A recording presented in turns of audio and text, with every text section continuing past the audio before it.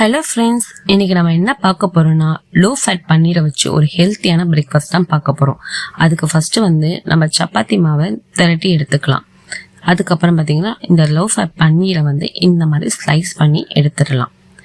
எடுத்ததுக்கப்புறம் நம்ம தனியாக எடுத்து வச்சிடலாம்.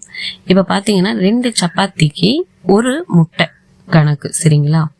நீங்கள் எத்தனை சப்பாத்தி 2 போடுறீங்கன்னா அதுக்கேற்ற மாதிரி நீங்கள் ஆட் பண்ணிக்கலாம் முட்டையை. இப்போ நம்ம ஒரு தவா வச்சிடலாம்.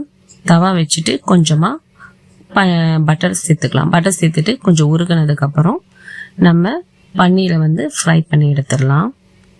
கொஞ்சம் லைட்டாக ப்ரௌன் ஆனோன்னு எடுத்துடலாம். இந்த ஸ்டேஜ் வருமா நம்ம எடுத்துடலாம்.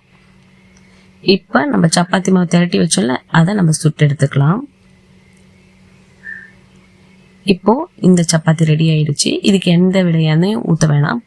ஆல்ரெடி அதுலேயே பட்டர் இருக்குது, அதுவே போதுமானது. 2வது சப்பாத்தி வெந்ததுக்கு அப்புறம் மேலே பன்னீரை வச்சுட்டு முட்டையை உடச்சி ஊற்றிடலாம்.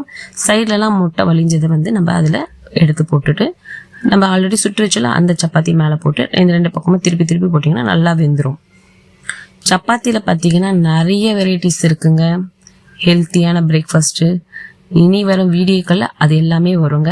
என்னோட சேனலை மறக்காமல் நீங்கள் சப்ஸ்கிரைப் பண்ணிட்டீங்கன்னா இந்த மாதிரி உங்களுக்கு வீடியோஸ் நிறைய வரும். இதுக்கு கட் பண்ணதுக்கப்புறம் லைட்டாக மேலே கொஞ்சம் பெப்பர் தூவிடலாம். இதுக்கு சைடிஷ் எதுவும் தேவையில்லைங்க, அப்படியே சாப்பிட்லாம். இல்லை டொமேட்டோ சாஸ் வச்சு கூட நம்ம சாப்பிட்லாம். உள்ளே பார்த்தீங்களா எந்த அளவுக்கு இந்த பன்னீரோ எக்கும் பார்த்தீங்கன்னா எந்த அளவுக்கு சூப்பராக வந்திருக்கு பாருங்கள். என்னோட ரெசிபி உங்களுக்கு பிடிச்சிருந்தா மறக்காமல் கமெண்ட்ஸில் சொல்லுங்கள். தேங்க்யூ.